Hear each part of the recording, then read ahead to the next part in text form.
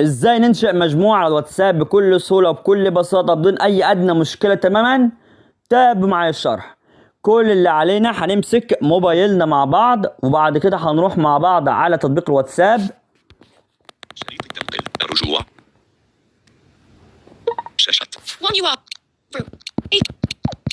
الصفحة 3 الصفحة انستغرام مائية واتساب. هنخش عليه بالشكل ده. تم إظهار فلاتر الدردشة، واتساب، الدردشات، الكاميرا، زر.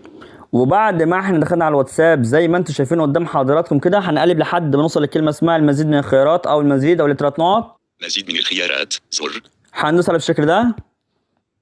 نافذة منبثقة، مجموعة جديدة. بمجرد ما احنا وصلنا على كلمة اسمها مزيد من الخيارات راح جايب لي قدامي كلمة اسمها مجموعة جديدة. هندوس على بالشكل ده. واتساب، بحث عن اسم او رقم 3 بنقطة، مربع تعديل. يتم الآن عرض لوحة مفاتيح. سامسونج. طبعا بمجرد ما نوصل على كلمة اسمها مجموعة جديدة راح جايب لي قدامي بيقول لي ابحث عن الأعضاء اللي أنت عايز تضيفهم معاك في المجموعة، وبيقول لي قدامك كل أرقام الأعضاء اللي أنت مسجلهم معاك في التليفون، وكمان بيقول لي تقدر تبحث عليهم واحد واحد وتقدر تضيفهم معاك زي ما أنت عايز. هقلب أنا. زر عبده متوفر. هدوس على العدو دوت ضغط عادية عشان أحدده معايا. زر المحددة عبده متوفر. وطبعا لو انا عايز الغي من عليه التحديد هرجع له تاني واروح دايس على ضغط عاديه تاني، وكده هلغي من عليه التحديد. هقلب لحد ما اوصل كلمه اسمها التالي. التالي زر. هدوس عليه بالشكل ده. مجموعة جديدة، جاري التعديل، اسم المجموعة، اختياري، مربع تعديل. طبعا بمجرد ما نوصل على كلمه التالي راح جايب لي قدامي بيقول لي ادخل اسم للمجموعه، ولازم يا جماعه يكون الاسم متوافق مع نوع المجموعه ومحتوى المجموعه والمناقشه اللي هتدور جوه المجموعه. هروح انا اجيبه من الحافظه. الحافظة زر. محدد، مرحبا بكم في قناة محدد عصام التكنولوجي. هدوس على بالشكل ده عصام التكنولوجي. وانا اخترت الاسم دوت يكون للمجموعه بتاعتي. هعمل رجوع لوحة كده، انزل من تحت كده اهو. مجموعة عبده الأعضاء، رمز تعبيري، متبق 65 حرفا. طبعا بمجرد ما انا يا جماعه دخلت الاسم بتاع المجموعه بيقول لي فاضل لك 65 حرف، وكده خلاص الاسم هيكتمل وما اقدرش ان انا اضيف اي حروف تانية. وملحوظه يا جماعه ما ينفعش نخلي الاسماء كبيره ولازم يكون الاسم متوافق مع المجموعه. هنقلب. رمز تعبيري زر. دي رموز تعبيريه مالناش دعوه بيها. هنقلب. زر رسائل ذاتية الاختفاء ايقاف. دي رسائل ذاتيه الاختفاء موقفه. بنصح يا جماعه لو المجموعه مهمه قوي فبلاش نفعل الخاصيه ديت، ولكن لو مجموعه مش مهمه قوي فبنصحكم انتوا يعني تفعلوها. يعني يا جماعه لو مجموعه مهمه ما تفعلوهاش، ولكن لو مجموعه مش مهمه قوي ففعلوها. وطبعا لو انتوا هتفعلوها يا جماعه فبنصحكم تخلوها يا اما اسبوع يا اما 90 يوم، ولكن انا بشده بقول لكم خلاص 90 يوم احسن لكم. طبعا هندوس على بالشكل دوت الخاصيه ديت. الرسائل ذاتية الاختفاء. هنقلب. غير محدد 24 ساعة في اختيار. بيقول لي 24 ساعة، يعني انا لو دوست على الاختيار دوت ضغط عادية وحددته كده خلاص كل 24 ساعة هيتم اخفاء كل رسائل في الجروب تماما، وهتحذف كل رسائل في الجروب. هنقلب. غير محدد 7 ايام سر اختيار. دي 7 ايام، يعني كل 7 ايام هتختفي الرسائل من عندنا من الجروب. غير محدد 90 يوما. 90 يوم، وانا بنصح بصراحة 90 يوم او 7 ايام، بس اكتر 90 يوم. هنقلب. محدد ايقاف. طبعا موقفه. لو انت عايز تفعلها هتدوس على الميزه ديت ضغطه تانية عاديه، وكده هتفعل وكده الرساله تخفي معاك على طول. بس لازم برضه تحدد لك اختيار عشان الميزه تتم بشكل كويس. هنعمل رجوع. مجموعه جديده، زر رسائل اذونة المجموعه. دي أذونة المجموعة. دي يا جماعة بنقدر احنا من خلالها كمشرفين ندي السماح للأعضاء انهم يعملوا مثلا الحاجة اللي احنا عايزين نديلهم بيها سماح، والحاجة اللي مش عايزين نديهم بيها سماح بنقدر ان احنا نعطلها من عندنا عشان هم ما يقدروش يعملوا منها حاجة. هندوس عليها بالشكل ده. أذونة. هنقلب.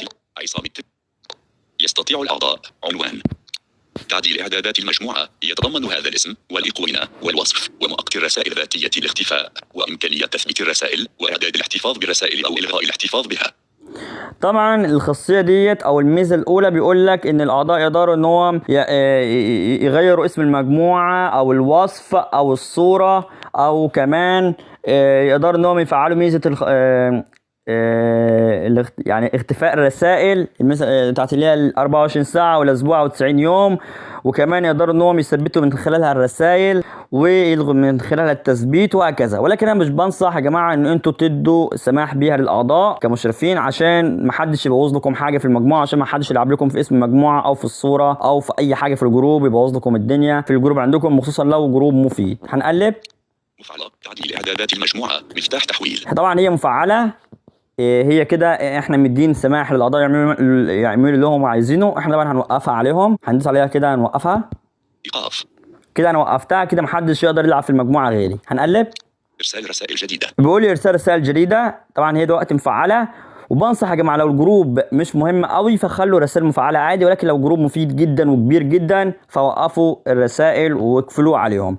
ولكن يا جماعه لو الجروب حتى لو هو كبير بس لازم الناس تتكلم فيه، وهو جروب اصلا معمول للمناقشه ومعمول للتحدث ومعمول للكلام، فيا جماعه لا، خلوا الميزه مفعله عادي وخلوا الاعضاء تقدر تراسل في الجروب عادي ويقدروا يبعتوا زي ما هم عايزين. ولكن لو الجروب يا جماعه هو مش مفيد قوي او معمول لمحتوى معين او موضوع معين او معمول لحاجه معينه، فيا جماعه اقفلوه احسن لكم عشان ما حدش يقول يبعت رسائل كتير على فاضي مليان، وعشان الاعضاء ما ترتزقش، يعني ما يحصل لهمش ازعاج بسبب الرسائل الكتيره. هنقلب، مفعلة إرسال رسائل جديدة. طبعا انا عندي مفعله، ولكن انا بنصح ان انا اوقفها عشان انا كصاحب قناه الجروب انا عامله للقناه بتاعتي، فهرفع عليه بس الشغل بتاعي بس، فبنصح ان انا اوقفها احسن. واي حد كصاحب قناه يعني عامل الجروب دوت لرفع شغله بس، فبنصحه برضه ان هو يعني يوقفها الميزه ديت ويقفل الجروب احسن، عشان هو بس اللي يقدر يبعت وعشان الناس تنتبه لرسايله ويسمعوا اللي هو يبعته.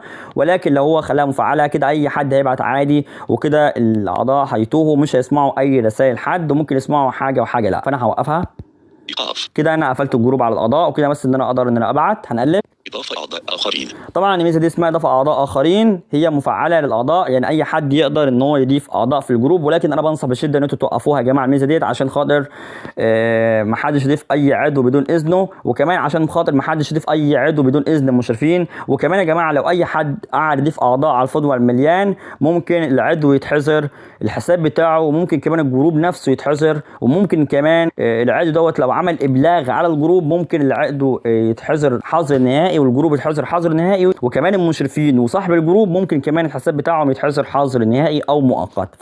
فبنصح بشده ان احنا الميزه ديت نوقفها، ويعني عشان خاطر حرصا للجروب بتاعنا. مفعلة إضافة أعضاء آخرين. مفعله اضافه اعضاء اخرين، احنا هنوقفها عشان خاطر المشرفين بس اللي يقدروا يضيفوا اعضاء. إيقاف. هنقلب، يستطيع المشرفون. عنوان الموافقة على الأعضاء الجدد. عند تفعيل هذا الإعداد يستلزم انضمام أي شخص إلى المجموعة موافقة المشرفين معرفة المزيد. طبعا الميزه دي يا جماعه بتقول لك يعني ان المفروض اي مشرف لازم قبل ما اي عضو ينضم بمجرد ما هو يعمل طلب انضمام لازم المشرف هو اللي يوافق له على الطلب. وانا بنصح ان الميزه دي تتفعل في الجروبات لو المشرفين هيقدروا ان هم يوافقوا على الطلبات وعندهم وقت لده. ولكن لو مشرفين مش فاضيين وما عندهمش وقت لده فبنصح ان هم يخلوها موقفه. معرفة المزيد. إيقاف الموافقة على الأعضاء الجدد. انا بصراحه خليها موقفه زي ما هي، مش هفعلها. هنقلب، مستوى أيسر. بس كده يا جماعه في حاجه انا عايز اوريها لكم معلش. إيقاف تعديل إعدادات المجموعة. تعديل إرسال رسائل. إيقاف إضافة أعضاء. إيقاف يستطيع الموافقة على الأعضاء عند تفعيل معرفة المزيد. إيقاف الموافقة على الأعضاء. طب دي بس يا جماعه معلش يا جماعه عايز اقول لكم بس في حاجه. إضافة أعضاء آخرين. إيقاف إرسال رسائل. دقيقة بس أنا هفعل بس دقيقة عشان عايز أوريكم حاجة في الجروب يا رب تكون متاحة. إرسال دعوة عبر الرابط أو رمز. بصوا يا جماعة بمجرد ما أنتوا بتفعلوا ميزة إضافة الأعضاء للأعضاء لازم يا جماعة أهم حاجة تفعلوا ميزة إضافة الأعضاء للأعضاء عشان خاطر إنهم يعملوا إرسال رابط دعوة. تمام. هنقلب بصوا يا جماعة كده. إرسال دعوة عبر الرابط أو رمز. بيقول لك ارسال رابط عبر الدعوه. طبعا لو انت الميزه ديت خليتها مفعله للاعضاء يقدروا يبعتوا رابط دعوه للاعضاء، وانا بنصح ان انتوا تخلوها الميزه دي مفعله عشان خاطر لو اي عضو عايز يبعت رابط دعوه لحد يقدر يبعتها عادي. وممكن المشرفين ما يكونوش فاضيين فانتوا خلوا الميزه دي مفعله عشان خاطر بدل ما كل عضو يجي يعني يضيف حد بدون اذنه وناس تتضايق، فممكن يبعتوا لهم رابط دعوه احسن. وبدل ما كل واحد يخش المشرفين يقول لهم يبعتوا لي رابط دعوه بالجروب، لا انتوا خلوها مفعله عشان لو اي حد عايز يبعت رابط دعوه يبعت عادي. بس لازم يكون ميزه اضافه الاعضاء تقريبا مفعله. إضافة أعضاء. استنى كده. مفعلة إرسال رسائل جديدة. إيقاف إرسال دعوة عبر. إيقاف دعوة عبر الرابط. إيقاف دعوة عبر الرابط. هي دلوقتي أنا عندي موقفة، ولكن لو أنا عايز أحددها هدوس عليها هتتفعل معايا أهو. مفعلة. كده يا جماعة أنا خليتها مفعلة، وطبعا بمجرد ما اي عضو يجي يبعت رابط دعوه لاي عضو تاني هيبعت عادي. وانا بنصح ان الميزه دي تكون مفعله عادي، بس يا جماعه لازم نكون مفعلين لهم ميزه ضغط الاعضاء عشان يقدروا انهم ياخدوا رابط الدعوه يبعتوه عادي، وعشان يقدروا يرسلوا رابط دعوه. ولكن لو انا مش مفعل ميزه ضغط الاعضاء فكده مش هينفع ان انا افعل لهم ميزه اضافه رابط الدعوه. ولكن لو انا عايزهم يرسلوا رابط الدعوه لاي حد لازم افعل لهم ميزه ضغط الاعضاء عشان افعل لهم ميزه ارسال رابط دعوه عبر الرابط. هنقلب الموافقه على العضو عند تفعيل هذا خلاص احنا شفنا الاختيار دوت. هنعمل رجوع اهو، مجموعة الأعضاء. وهنقلب. طبعا جايب اللي هو العضو اللي انا اخترته يكون معايا في الجروب اهو، اسمه وهو رقمه. هنقلب. إنشاء زر. بيقول لي انشاء. بمجرد ما ادوس على الكلمه دي المجموعه يتم انشائها فورا. هندوس عليها. جار انشاء المجموعة. لحظات وهتنشئ معانا المجموعه. تقدم واتساب مراسلة مربع تعديل العربيات ظاهرة يتم طبعا عرض لوحة مفاتيح. يا جماعه المجموعه اتنشأت معانا وجايب لي قدامي مراسله ومربع تعديل، وبيقول لي تقدر تبعت اي رساله في الجروب عادي. وكده مبروك علينا الجروب اتنشأ يا جماعه بنجاح. هنعمل رجوع وهنروح على اسم المجموعه علشان نعمل وصف للجروب. ولازم يا جماعه نعمل وصف للجروب يكون متوافق مع موضوع المجموعه ومحتوى المجموعه والمناقشه اللي هتدور جوه الجروب، ولازم يكون متوافق مع اسم الجروب. ويا جماعه الوصف دوت على فكره يعني مهم جدا عشان خاطر الناس بدل ما تقعد تسال الجروب ده بيتكلم عن ايه، او يخش المشرفين يقولوا الجروب ده بيتكلم عن ايه، او انتوا ضايفيننا هنا ليه، هو يجروا يعني يقدروا انهم يجروا الوصف كامل، ويقدروا انهم يطلعوا على التفاصيل في الوصف وهيعرفوا من خلاله الجروب ده بيتكلم عن ايه. استنوا كده. واتساب رجوع عصام التكنولوجي. هندوس على اسم المجموعه اهو، معلومات المجموعه، وهنقلب لحد ما نلاقي كلمه اسمها اضافه وصف. كلمه صوتيه، فيديو، بحث، زر، الاشعار، زر، اضافه وصف للمجموعه انشاتها انت اليوم الساعه 10:08 صباحا. بيقول لي اضافه وصف للمجموعه، وبيقول لي انا اللي انشاتها، وكمان جايب لي التاريخ اللي تم فيه انشاء المجموعه. هدوس عليه ضغط عادي. العربيات ظاهره يتم الان عرض. طبعا بمجرد ما انا يا جماعه دوست على كلمه اضافه الوصف، مربع تعديل. طبعا بمجرد يا جماعه ما انا دوست على الكلمه اللي اسمها اضافه وصف للمجموعه راح فتح لي قدامي مربع التعديل. هروح ناخد الوصف بتاعي من الحافظه. الحافظه محدد. مرحبا بكم. هدوس عليه بالشكل ده. مرحبا لوحة وكده انا يا جماعه اخترت الوصف دوت يكون هو للمجموعه بتاعتي، وانا اخدت هو ده. هنزل من تحت لحد ما الاقي كلمه اسمها موافق. وصف المجموعه موافق زر. وطبعا لو انا مش عايزه هدوس الغاء، ولكن انا عايز الوصف اللي انا اخترته دوت فهختار موافق. وهدوس على الكلمه دي بالشكل ده.